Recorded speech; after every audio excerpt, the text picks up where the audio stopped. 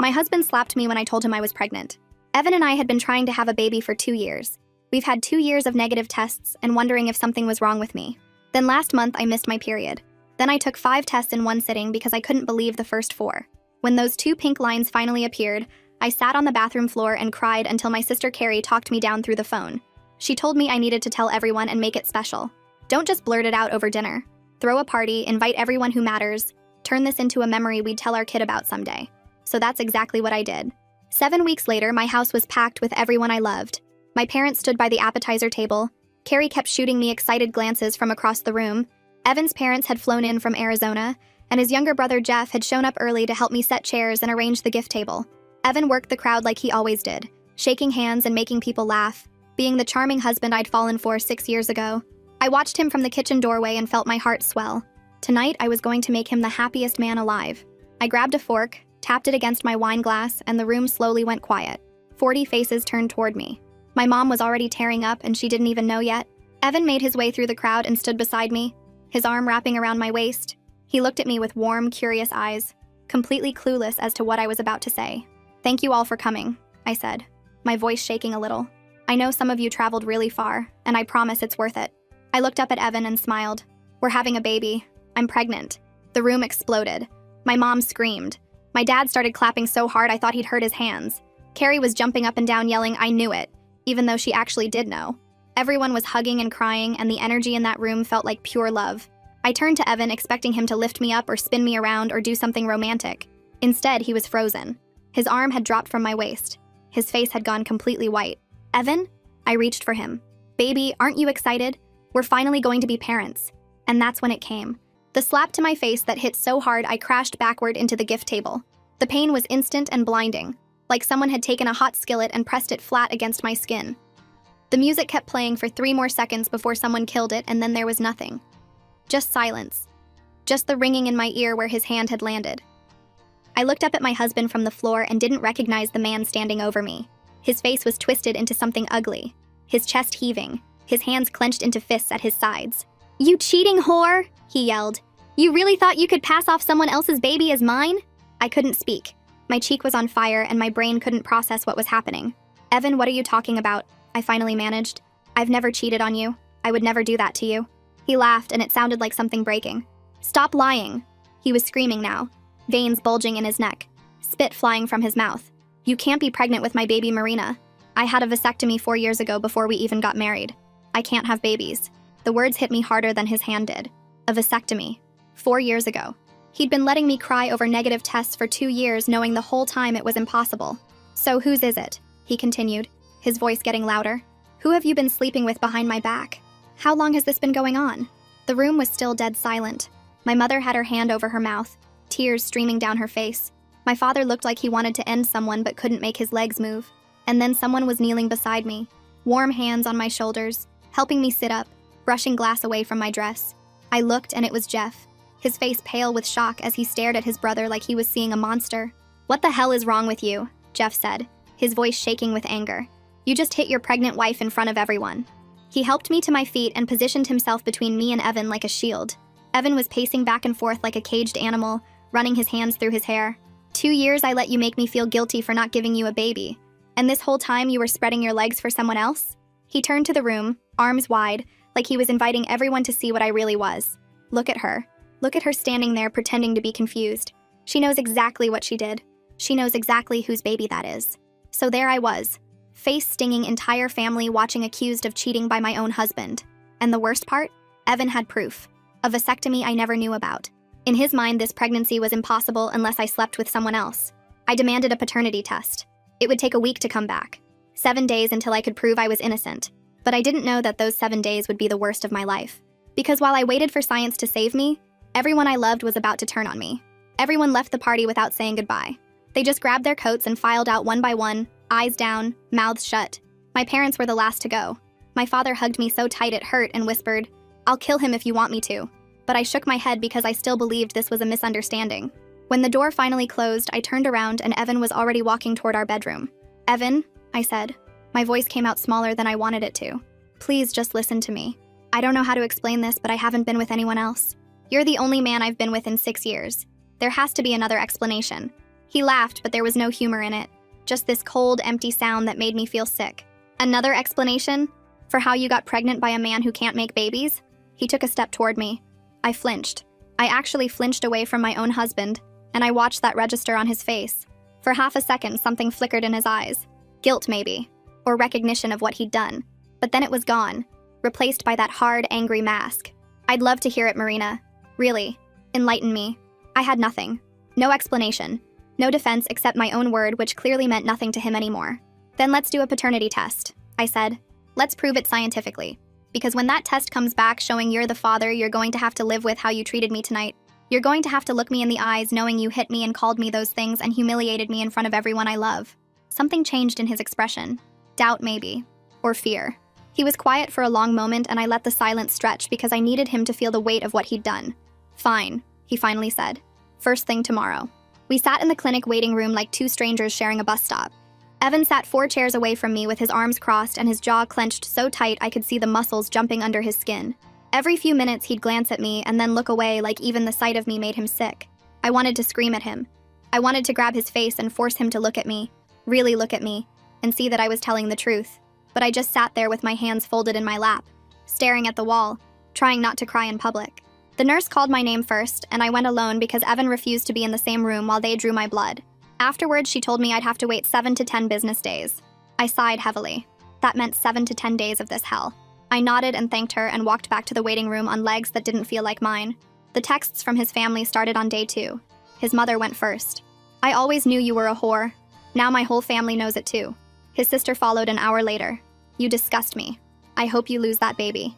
His aunt sent a paragraph about how she'd warned Evan not to marry me, how she'd seen the trash in me from day 1, how I'd fooled everyone with my nice girl act, but now the mask was off.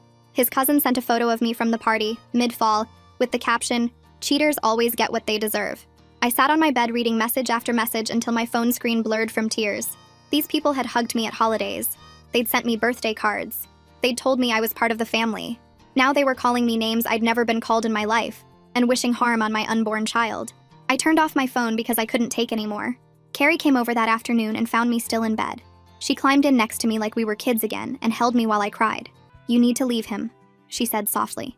"He hit you, Marina. In front of witnesses. You could press charges. You could take him for everything." My mother called that night saying the same thing. So did my father. So did everyone in my family who reached out. Leave him, sue him, make him pay. But I couldn't. Not yet. Because the test would prove I was innocent and then everything would go back to normal. It had to.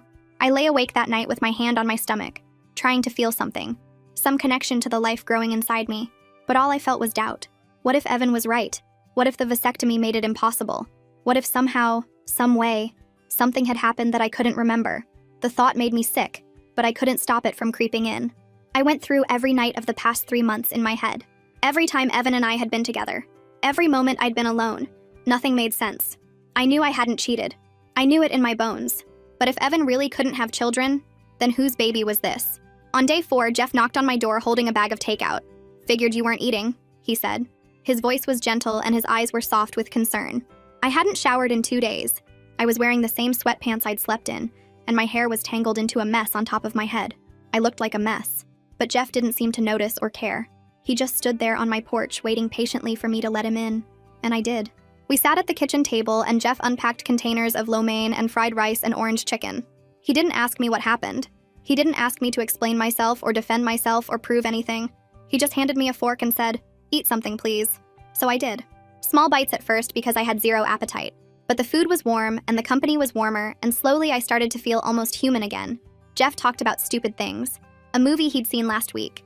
A coworker who kept microwaving fish in the office and stinking up the whole place. His neighbor's dog that barked at 3 in the morning every single night. He filled the silence with easy conversation that didn't require anything from me except to listen. And when I finally started crying, which I knew I would, he didn't panic or pull away. He just moved his chair closer and put his arm around my shoulders and let me fall apart. "I didn't do anything wrong," I said between sobs. "I know you probably think I did, but I swear, Jeff, I have never been with anyone except your brother. I don't know how this happened. I don't understand any of this." He rubbed slow circles on my back and shook his head. "I believe you," he said quietly. "I don't know what's going on, but I know you're not that kind of person. Anyone who spent 5 minutes with you knows that." I cried harder because after 4 days of being treated like a criminal, someone finally saw me. Someone finally believed me without demanding proof. Jeff stayed for 2 more hours. He washed the dishes even though I told him not to. He made sure I had his number saved in my phone in case I needed anything. And when he left, he hugged me at the door and told me to call him anytime, day or night, if everything got too heavy. I watched him drive away and felt something I hadn't felt in days. Hope. Someone was actually on my side and not trying to tell me what to do or berating me left and right. I survived the week from hell.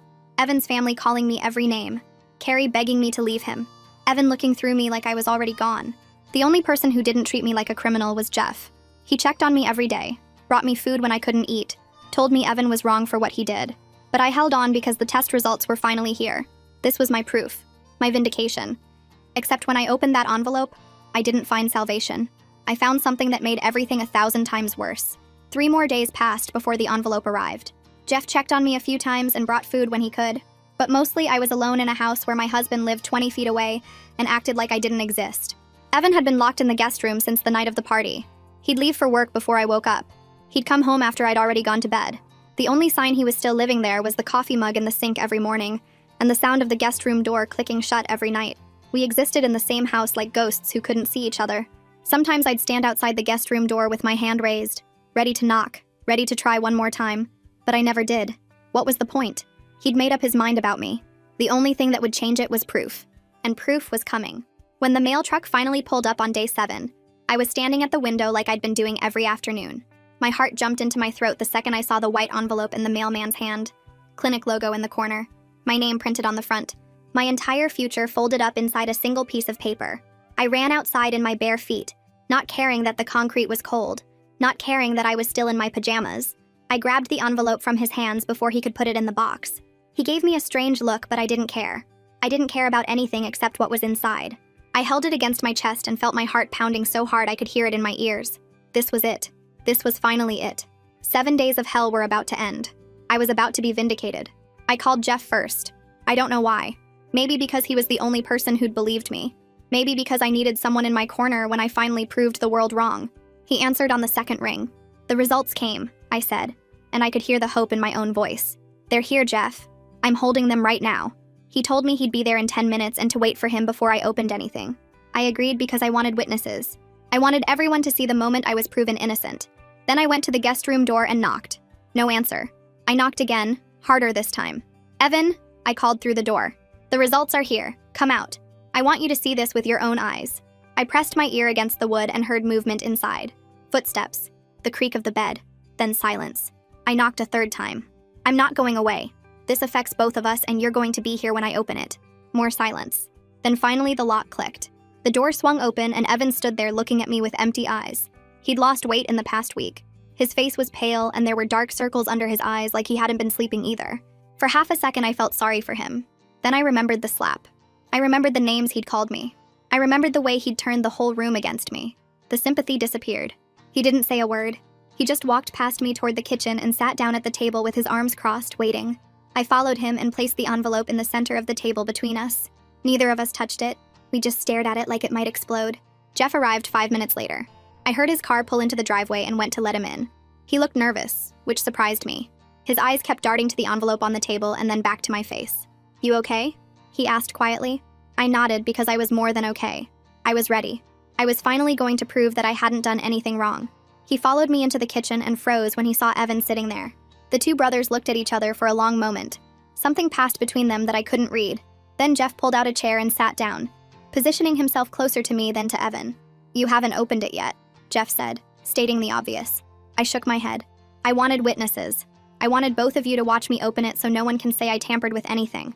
So no one can claim I switched the results or forged something or whatever other accusation might come next. I looked directly at Evan when I said that last part. He didn't react. Just sat there with his arms crossed and his jaw tight, staring at the envelope like he was trying to set it on fire with his eyes. Jeff reached across the table and put his hand over mine. His palm was warm against my cold fingers. Whatever happens, he said softly, I'm here, okay?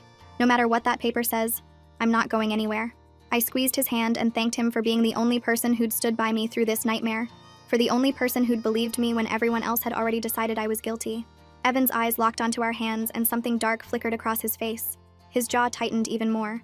His nostrils flared. Seriously? He laughed, but there was no humor in it. Just ice. I'm sitting right here and you're holding hands with my brother? Should I even bother reading those results, or do I already have my answer? I pulled my hand away from Jeff's and stood up so fast my chair scraped against the floor. The sound was loud in the quiet kitchen. "Don't you dare," I said, and my voice came out stronger than I expected.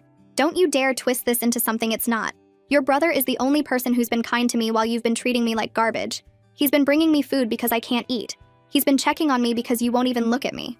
So don't you stand there and act like I'm doing something wrong by accepting basic human kindness from the only person who's offered it."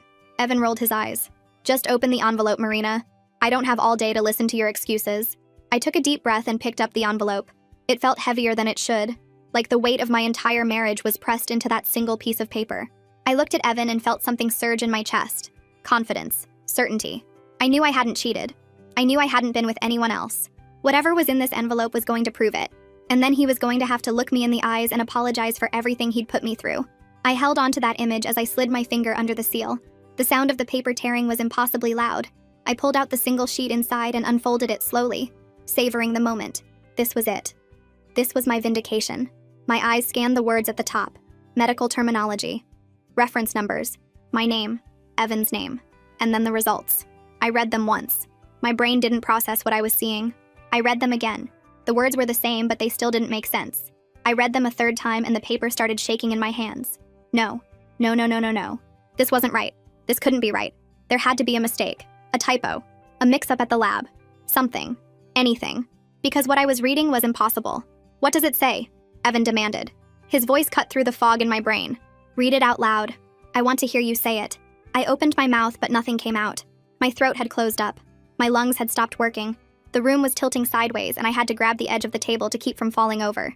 "Marina," Jeff said, and his voice sounded like it was coming from underwater. Far away. Muffled. "What does it say?" I looked up at my husband. At the man I'd loved for 6 years. At the man I'd built a life with. At the man who was waiting for me to confirm everything he already believed about me. Tears were streaming down my face and I couldn't stop them. "It says you're not the father." The words hung in the air between us. Heavy. Final. Devastating. Evan's expression didn't change. Not even a flicker of surprise. He just sat there with his arms crossed like he'd been expecting this all along. Like he'd known from the beginning that I was exactly what he accused me of being. "And there it is," he said slowly. His voice was calm now. Almost peaceful. Like a storm that had finally passed. "The proof. You've been cheating on me this whole time and now you can't hide it anymore." He stood up slowly and put both hands on the table, leaning toward me until I could see every line of anger on his face. "So who is it? Huh? Who's the lucky guy? Someone from work? Some random guy you met at a bar? An ex-boyfriend you never really got over?" He was getting louder with each question. "Tell me, Marina. I deserve to know whose baby you're carrying in my house. Whose baby you tried to trick me into raising as my own." "I don't know," I sobbed. The words came out broken and desperate. "I don't understand. I haven't been with anyone else, Evan. I swear on my life I haven't been with anyone else. There has to be a mistake. The lab made an error. We need to take another test. We need to..." He slammed his fist on the table so hard the envelope jumped and my whole body flinched. "The test isn't wrong!" He was screaming now, full volume, veins bulging in his neck just like the night of the party. "Science doesn't lie, Marina. DNA doesn't lie. The only liar in this room is you." He pointed his finger in my face and I could see his hand shaking with rage. "You've been lying to me for months, maybe years, and now you're standing there crying like you're the victim? Like I'm the bad guy for being angry that my wife got pregnant by another man? I didn't do this," I screamed back at him. Something inside me broke. All the fear and confusion and desperation came pouring out as rage. "I don't know how this happened, but I didn't do this. I have never been with anyone except you. Not once in 6 years. I don't understand what's happening, but I know I didn't cheat. You have to believe me, Evan. Please." I grabbed his arm, desperate for him to see me. Really see me. To look past his anger and recognize the woman he'd married. The woman who loved him. The woman who would never betray him. "Please believe me. Please. I'm begging you." He shoved me away so hard I stumbled backward. My hip hit the counter and pain shot through my side. Jeff jumped up and caught me before I could fall further, his arms wrapping around me to steady me. "Don't touch me," Evan snarled, and his face was twisted into something I didn't recognize. Pure hatred. Pure disgust. "Don't ever touch me again. You make me sick. Looking at you right now makes me physically sick. I can't even stand to be in the same room as you." He turned to Jeff, who was still holding on to me, and his eyes narrowed. "And you, my own brother, sitting here holding her hand, comforting her, being her shoulder to cry on while my marriage falls apart." He took a step toward Jeff, and for a second I thought he was going to swing. "Did you know about this?" Did you know she was sleeping around behind my back? Have you two been laughing at me this whole time? Jeff's face went pale. His arms tightened around me almost protectively. I didn't know anything, he said quietly. His voice was steady, but I could feel his heart pounding against my back. I swear to you, Evan, I just came to support her when the results came in. That's all. I had no idea. Evan stared at his brother for a long moment, searching his face for something. Then he laughed. That horrible cold laugh that made my blood run cold. Support her. Right. Well, congratulations. She's all yours now. You can have her. I'm done. He turned and stormed toward the guest room. I heard drawers being yanked open, clothes being thrown, hangers clattering to the floor. Jeff let go of me and I stood there in the middle of the kitchen, frozen, tears streaming down my face, my whole body shaking so hard I thought my bones might rattle loose. This wasn't happening. This couldn't be happening. I'd been so sure, so completely certain that the test would save me, that science would prove what I already knew, prove I was innocent and faithful. Instead, the test had destroyed everything, and it hadn't even given me answers. It just told me Evan wasn't the father. It didn't tell me who was. It didn't explain how any of this was possible. It just left me standing in my kitchen with my whole life in pieces, and no idea how to put them back together. Evan came back 10 minutes later dragging 2 suitcases behind him. He didn't look at me as he walked toward the front door. His face was set in stone. His eyes were fixed straight ahead, like I was already invisible to him. Evan, wait, I begged, running after him. I grabbed the back of his shirt and he spun around so fast I stumbled backward. Don't touch me, he said through clenched teeth. What part of that don't you understand? I held up my hands in surrender, tears blurring my vision. Please, we can figure this out. We can take another test. Something is wrong. Something doesn't make sense. I know I didn't cheat Evan. I know it. There has to be an explanation. He stared at me for a long moment, and for just a second, I saw something flicker in his eyes. Doubt maybe, or sadness, or the ghost of the man he used to be. Then it was gone, replaced by that cold, hard mask. The only thing that doesn't make sense is how I didn't see what you really were sooner. My mother was right about you. My whole family was right about you. I should have listened to them from the beginning. He picked up his suitcases and opened the front door. I'm staying with Felix until I figure out what to do about the house. Don't call me. Don't text me. Don't try to contact me at all. As far as I'm concerned, you don't exist anymore. The door slammed behind him so hard the pictures on the wall rattled. Then his car started. Then he was gone. And I was alone. I collapsed onto the kitchen floor and cried so hard I thought I might shatter into 1,000 pieces. Jeff knelt down beside me and tried to put his arm around me, but I pushed him away. I didn't want comfort. I didn't want kindness. I wanted answers. Because I knew I hadn't cheated. I knew I hadn't been with anyone else. I had never let another man touch me in 6 years of marriage. So how was this possible? How was I carrying a baby that wasn't my husband's? I stared at those results knowing how guilty this looked. Evan was gone. He wouldn't even let me explain. He had already decided I was a cheater and a liar. But I still had no idea how this happened. I didn't know that Carrie was about to ask me a question that would change everything. A question I should have asked myself weeks ago. I called Carrie before the sun came up. She answered on the first ring like she'd been waiting by the phone all night. The results came back, I said. My voice was raw from crying. Evan's not the father. She was at my door within the hour. I let her in and handed her the paper without saying anything. She read it twice, her face getting paler each time. Then she set it down on the kitchen table and looked at me with an expression I couldn't read. Sit down, she said. We need to talk through this. I sat across from her at the table. The same table where Evan had slammed his fist. The same spot where Jeff had held my hand. The exact place where my entire life had fallen apart less than 12 hours ago. Carrie pushed the results aside and folded her hands in front of her. I need you to walk me through everything. Not the party. Before that. When do you think you conceived? I stared at her. What does that matter? The test says Evan isn't the father. That's the only thing that matters. Just answer the question, Marina. When do you think it happened? I tried to focus. My brain felt like it was full of static. I don't know exactly. Evan and I were together a lot during that window. We had a whole system. Ovulation tracking, temperature charts, scheduled nights. It could have been any of those times. Carrie shook her head. You're about 11 weeks along. That means conception happened roughly 9 weeks ago. Maybe 10. She leaned forward. Think harder. Is there any night during that time that stands out? Anything that felt different or strange? I closed my eyes and tried to go back. All those nights of trying so hard blurred together. The same routine, the same hope, the same disappointment month after month until the one test that finally came back positive. But then something floated up from the back of my mind. A night I hadn't thought about since it happened.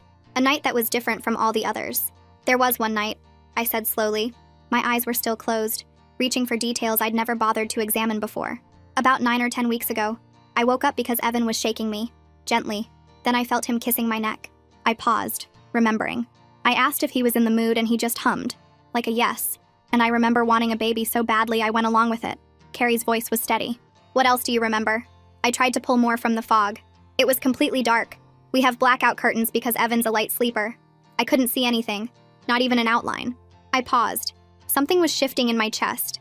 Something uncomfortable. He never actually said anything. Not one word the whole time. Usually Evan would whisper to me, tell me he loved me, ask if I was okay.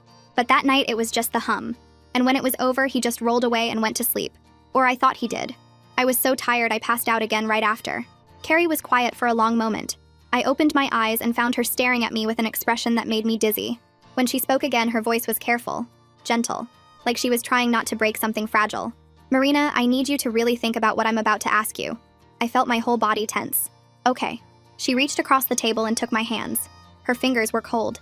That night, the darkness, the silence, the way he didn't speak, just hummed. She squeezed my hands. Are you absolutely certain it was Evan? I yanked my hands back like she'd burned me. What kind of question is that? Of course it was Evan. I was in my own bed, in my own house. Who else would it have been? But even as the words came out, something cold started crawling up my spine. Carrie didn't look away. You said it was pitch black. You said he never spoke. Not one word. Just a hum that could have come from anyone. She paused. How do you know it was him? Because it had to be him, I said. But my voice was shaking. He was there when I woke up in the morning. Nobody else could have gotten into our house. What you're suggesting is insane, Carrie. Completely insane. Carrie's face was pale, but her voice stayed steady. I'm not suggesting anything. I'm asking you to consider something. A possibility that would explain why you're pregnant with a baby that isn't Evan's, even though you swear you never cheated. I stood up so fast, my chair crashed backward onto the floor. I needed to move. I needed to get away from this conversation. I needed my sister to stop saying things that were making the walls close in around me. No, I said. I was backing away from the table. That's not possible. I would have known. I would have felt that something was wrong. I would have, but would I have? The room was completely dark. Not a single word was spoken. Just that one low hum. His hands didn't touch me the way Evan's usually did. Rougher, more urgent, less careful with me. I had told myself it was because he was half asleep. Exhaustion made people different. Sometimes intimacy didn't have to be gentle to still be love. What if it wasn't love at all? What if it wasn't Evan? Oh God, I whispered. My back hit the kitchen counter and I grabbed it to keep myself upright. Carrie. Oh my God. She was out of her chair instantly, crossing the room to catch me as my legs gave out. Her arms wrapped around me and held me up while my whole body started to shake. Breathe, she said into my hair. Just breathe. We don't know anything for sure yet. This is just a possibility. We need to think about this clearly. But I couldn't think clearly. I couldn't think at all. If Carrie was right, then an intruder had come into my home while I was sleeping. A stranger had climbed into my bed in the dark. My body had been used while I thought it was my husband. And I had gone along with it eagerly, wanting a baby so badly that I never questioned the silence. Never wondered why the darkness felt different. Never stopped to make sure the man touching me was actually my husband. Who? I choked out. The word barely made it past my throat. Who would do something like that? Who has access to our house in the middle of the night? Carrie went very still. Her arms tightened around me. And then she said something that made my blood turn to ice. Who has a key to your house, Marina? The answer hit me like a truck. The only person who had one was Jeff. Jeff had a key. Evan gave him one 2 years ago when we went on vacation and needed someone to water the plants. We never asked for it back. My mind started racing through everything from the past week. His kindness when everyone else turned on me. His certainty that I hadn't cheated. Showing up at my door without being called. Sitting too close on the couch. Touching my knee. Telling me maybe my marriage falling apart was for the best. Being there when I opened the results. Holding my hand while I read the words that destroyed my life. No, I said. But even as I said it, pieces were clicking into place. Horrible pieces. Pieces I didn't want to see. Not Jeff. He wouldn't. He's Evan's brother. He's been helping me. He's been... I trailed off. Helpful. Attentive. Always there. Never surprised by anything that happened. Like he already knew how it would end. Carrie pulled back and looked me in the eyes. We need to find out for sure. Another test. One that compares your baby's DNA to Jeff's. My hands were shaking so hard I could barely stand. And if it's him? If the test comes back positive? What do I do then, Carrie? What do I do if Evan's own brother did this to me? It wasn't Evan that night. The realization hit me so hard I couldn't breathe. Someone came into my bedroom in the dark, got into my bed, and I never knew. I thought I was trying to make a baby with my husband. I was being used by Jeff. Every visit, every kind word, every time he told me Evan didn't deserve me. He knew. He knew the whole time. Now I had to make Evan believe me. He wouldn't answer his phone. He thought I was still the villain, but I knew where he was staying. and I wasn't going to let him hide from the truth anymore. Carrie didn't have an answer. Neither did I. But I knew one thing for certain. Evan needed to hear this. He needed to know what his brother might have done. I grabbed my phone and called him. Straight to voicemail. I called again. Same thing. 5 more times I tried. Each call going nowhere. Each ring making me more desperate. He'd blocked me. Or he was ignoring me. Either way, I wasn't getting through. He's staying with Felix, I told Carrie. I know where that is. I'm going over there. She tried to stop me. Told me I should wait until I had proof. Told me showing up hysterical with accusations against his brother would only make things worse. But I couldn't wait. Every second that passed was another second Evan believed I had betrayed him. Another second Jeff got away with what he did. I grabbed my keys and ran to my car before Carrie could say anything else. The drive to Felix's apartment took 12 minutes. I spent every one of them rehearsing what I would say. How I would make Evan listen. How I would convince him that his own brother had done something unthinkable. By the time I pulled into the parking lot, my hands were shaking so badly I could barely turn off the ignition. Felix's apartment was on the 3rd floor. I took the stairs 2 at a time and pounded on the door so hard my knuckles ached. No answer. I pounded again. Evan, I yelled through the wood. I know you're in there. Open the door, please. I figured it out. I know what happened. Silence. Then footsteps. Then the door swung open and Evan stood there looking at me like I was a ghost he'd been trying to outrun. His eyes were red. His clothes were wrinkled. He looked like he hadn't slept in days. Go away, Marina. His voice was flat. Dead. I don't want to hear any more lies. I pushed past him into the apartment before he could stop me. Felix was sitting on the couch looking uncomfortable. I ignored him completely. It wasn't me, I said, turning to face Evan. I didn't cheat on you. I never cheated on you. But someone did get me pregnant. Someone who had access to our house. Someone who came into our bedroom in the middle of the night while it was pitch black and I couldn't see anything. Evan's jaw tightened. What are you talking about? I told him everything. The night I woke up to someone shaking me. The kiss on my neck. The hum instead of words. The complete darkness. The way nothing felt quite right, but I was so desperate for a baby that I didn't question it. The way whoever it was never spoke. Not once. Just that single hum when I asked if he was in the mood. Evan's face changed as I talked. The anger was still there, but it was moving away from me and towards something else. Someone else. Who has a key to our house? I asked him. Besides us. Who else can get in? I watched the realization hit him. Watched his eyes widen. Watched his hands curl into fists at his sides. Jeff, he whispered. The name came out like poison. I gave Jeff a key 2 years ago. I nodded. Tears were streaming down my face, but I didn't wipe them away. He's been so helpful this whole week, Evan. Showing up without being asked. Bringing me food. Telling me you didn't deserve me. Holding my hand when I opened those results. My voice cracked. He knew. He knew the whole time because he's the one who did it. Evan didn't say anything for a long moment. His chest was heaving. His face had gone from pale to red. When he finally spoke, his voice was barely controlled. Get in the car. We drove to Jeff's apartment in complete silence. Evan's knuckles were white on the steering wheel. His jaw was clenched so tight I could see the muscles jumping under his skin. I didn't know what he was going to do when we got there. Part of me was scared to find out. Jeff's building was a nice complex on the east side of town. We pulled into the parking lot and Evan was out of the car before I even had my seatbelt off. I ran after him as he stormed toward the entrance. He didn't buzz. He didn't call. He just waited until someone came out and caught the door before it closed. We took the elevator to the 4th floor. Evan pounded on the door with his fist. For a few seconds, nothing happened. Then the lock clicked. The door swung open. And there was Jeff. He wasn't surprised to see us. That was the first thing I noticed. No shock on his face. No confusion. No panic. He just stood there in the doorway looking calm. Almost peaceful. Like he'd been waiting for this exact moment. Hey, he said. His voice was steady. Casual. Like we'd just stopped by for a visit. Evan grabbed him by the shirt and shoved him backward into the apartment. Tell me the truth, he growled. Tell me what you did to my wife. Jeff didn't fight back. Didn't try to defend himself. He just let Evan push him until his back hit the wall. Then he looked past his brother. Directly at me. His eyes found mine and something in them made my skin crawl. Intensity. Hunger. Possession. Like he was looking at something that belonged to him. Marina, he said softly. My name in his mouth made me want to vomit. I've been waiting so long to finally tell you everything. Jeff stood in that doorway looking at us like he'd been expecting this moment his whole life. No panic, no guilt, just this calm expression that made my skin crawl. Evan demanded answers. I held my breath waiting for denials, excuses, anything that would let me pretend this was some horrible mistake. But he didn't deny it. He smiled.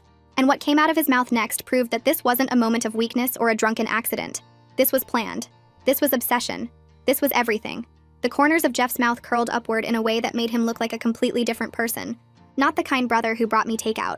Not the gentle voice that told me everything would be okay. This smile was slow and deliberate and wrong. The kind of smile someone wears when they've been keeping a secret for years and finally get to say it out loud. "You might want to let go of me, Evan," Jeff said. His voice was steady and conversational, as if Evan wasn't pinning him against the wall with murder in his eyes. "This is going to be a long conversation, and you'll want to sit down for it." Evan's hands twisted tighter into Jeff's shirt. The fabric bunched and strained under his grip. A vein was pulsing visibly in his neck, and his breathing had gone ragged and heavy. "Start talking. Right now. Tell me what you did." Jeff didn't struggle. Didn't try to push Evan off. He just stood there against the wall, looking more relaxed than anyone in his position should be. Then his eyes slid past Evan and landed on me. I wanted to look away, but I couldn't. Something about his gaze pinned me in place. He stared at me the way a lion stares down a gazelle.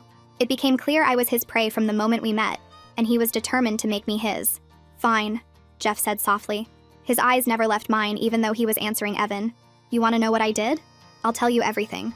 But first, you should know that I'm not sorry. Not even a little bit. What I did was the best decision I ever made." My chest felt like someone was sitting on it. Every breath took effort. I pressed my back harder against the wall because my legs weren't trustworthy anymore. They felt hollow, disconnected from the rest of me. Evan slammed Jeff against the wall hard enough to make a picture frame rattle. "Talk." Jeff let out a small laugh. "Having your spare key gave me so much power. Power I've been wanting for a long time. I loved that I had access to your house, your life." He tilted his head slightly. "Your wife." The word wife came out of his mouth like he was tasting something sweet. I felt my dinner rising in my throat. Evan's whole body had gone rigid. The muscles in his arms were straining against his shirt. His jaw was clenched so tight I could hear his teeth grinding. "That night," Jeff continued, "I knew exactly what I was doing. I'd been tracking Marina's ovulation schedule for months. At every family gathering, she talked about how badly she wanted a baby. She cried about you two trying for so long that she was starting to lose hope. And I couldn't have my sweet, precious Marina feel that devastated." Every word hit me like a physical blow. He'd been watching me, studying me, learning when I was most vulnerable. But then something interesting happened, Jeff continued. His voice had turned almost cheerful now. "You got a vasectomy, and you didn't tell her. You let her believe something was wrong with her body while you sat there knowing the whole time you'd made sure she could never have your baby." He laughed softly. "That's when I realized the universe was giving me a sign. You didn't want to be a father, but I did. And Marina deserved to have the baby she'd been crying herself to sleep over for 2 years. Jeff continued. "I waited for the perfect night. I knew your bedroom layout, knew about the blackout curtains, knew Evan slept like the dead after his night poker games. All I had to do was slip in around 3 in the morning, climb into bed, wake you up the way a husband would." He looked at me again, and his expression softened into something that made me want to scream. Tenderness, affection, like he was remembering a romantic moment we'd shared. "You were so sweet that night, Marina. So eager. When I kissed your neck, you made this little sound, this happy little sigh. And when you asked if I was in the mood, I almost broke character and told you the truth right there. How much I loved you and wanted you." He smiled happily at that while tears poured down my face. I couldn't do anything except stand there and listen to him describe the worst thing that had ever happened to me. "But I stayed quiet," Jeff continued. "Just hummed a yes and let you believe what you wanted to believe. And afterwards, when you curled up against me in the dark, I laid there for almost an hour just holding you, listening to you breathe, feeling your heartbeat against my chest. It was the happiest I'd ever been." Evan released one hand from Jeff's shirt and pulled it back into a fist. His knuckles were white. His arm was shaking with the effort of not swinging. "You sick piece of garbage," Evan spat. Each word came out through gritted teeth. "You violated my wife. In my house. In my bed." Jeff's eyes finally moved to his brother. Something flickered in them. Not guilt, not shame, annoyance. Like Evan was interrupting something important. "She was never really yours, Evan. That's what you don't understand. From the moment I met her at your engagement party, I knew she was supposed to be with me, but you got there first. You always got there first. The better grades, the better job, the better everything. And then you got her too."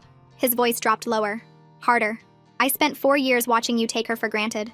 4 years watching you ignore her while she tried so hard to be a good wife. 4 years knowing I could love her better than you ever would." I pressed my hand over my mouth to keep from sobbing out loud.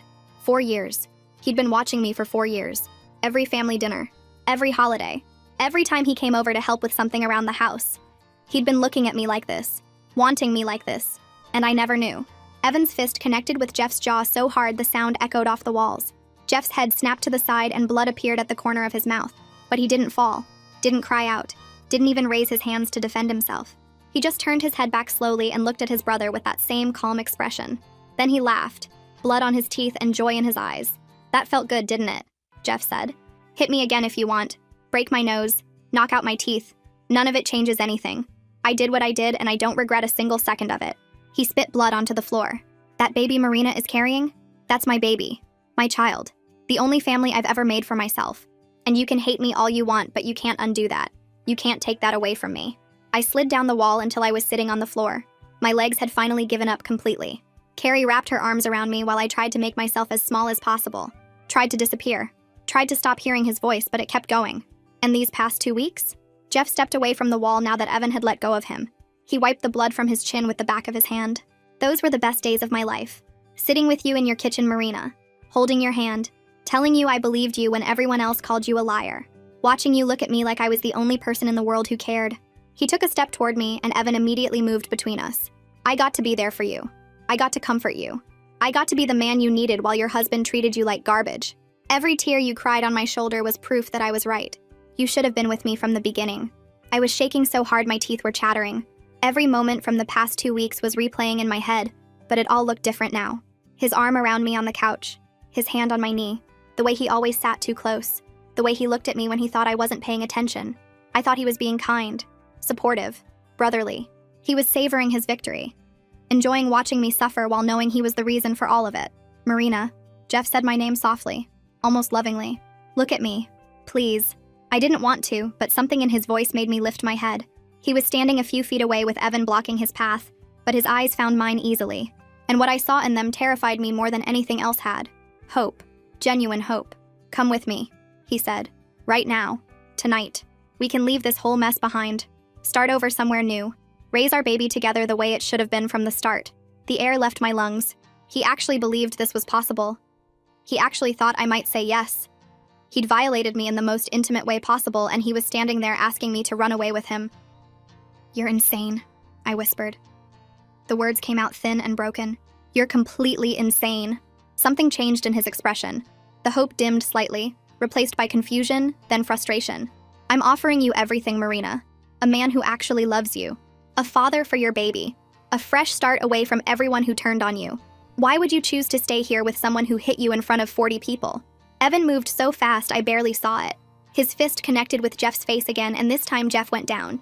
He hit the floor hard, and Evan was on top of him instantly, punching, over and over, each blow landing with a sickening thud. "You don't get to talk to her," Evan was screaming. Tears were streaming down his face. "You don't get to look at her. You don't get to say her name. Do you understand me? Do you understand what you did?" Jeff didn't fight back. He just laid there taking the beating with that horrible smile still on his bloody face. And between punches, I heard him laughing, quiet and wet and wrong. I sat on the floor of my brother-in-law's apartment watching my husband beat him bloody. And all I could think was that even if Evan killed him right now, it wouldn't undo anything. It wouldn't erase what Jeff had done to me. It wouldn't take back that night. It wouldn't unpregnant me or unmake the baby growing inside me or give me back the life I had before. I was vindicated. Evan finally knew the truth. I wasn't a cheater. I wasn't a liar. I was a victim. But being a victim didn't feel like winning. It felt like being hollowed out from the inside. Evan finally stopped hitting him. His knuckles were split open and covered in Jeff's blood. His chest was heaving. His whole body was shaking with rage that had nowhere else to go. Jeff was still conscious, still smiling through swollen lips and bloody teeth, still looking past Evan directly at me. "It was worth it," Jeff slurred. His voice was thick with blood. "Every second, every punch, all of it. Because for one perfect night, you were mine, Marina. And nothing either of you do will ever change that." I let out the most blood-curdling scream. We called the police that night. They took Jeff away in handcuffs while he smiled at me through the back window of the car. I told them everything, every detail of that night, every word Jeff had said. The cop nodded and wrote things down and told me I was brave for speaking up. But brave didn't fix anything. What Jeff did to me was hard to prove in court. He never broke in because he had a key. I never said no because I thought he was my husband. The lawyer called it a he said, she said situation, even though Jeff had told us everything himself. Evan and Carrie heard it all. Didn't matter. In the end, Jeff took a deal. Some small charge about being in our house without permission. 6 months of checking in with an officer and paying a fine. No jail. Nothing that would follow him forever the way that night would follow me. Evan and I tried to fix things. For about 3 weeks, we went to a counselor. Sat in a room and talked about trust and pain and getting better. But every time I looked at him, I saw the party. The slap. The way he called me a whore in front of everyone I loved. The way he decided I was a cheater before thinking about any other answer. He said sorry 1,000 times, cried and begged and swore he would spend his whole life making it up to me. But some things can't be fixed. Some words can't be taken back. He hit me. He shamed me in front of 40 people. He let his family send me texts wishing bad things on my baby. Even though he knows the truth now, those 2 weeks of hell still happened. I filed for divorce. He didn't fight it. I think part of him knew we were broken the moment his hand hit my face. The stress took everything from me. 2 weeks after the divorce was done, I woke up in the middle of the night with pain so bad I couldn't stand. Carrie drove me to the hospital. The doctor told me what I already knew from all the blood. I lost the baby. Part of me felt relief and I hated myself for it. That baby was innocent. That baby didn't ask to be made. But every time I thought about carrying Jeff's child, every time I pictured looking into a face that might have his eyes or his smile, I couldn't breathe. Now the baby was gone and I didn't have to choose. The guilt from feeling relieved will probably stay with me forever. But for now, there's nothing I can do but start a new life far from everyone.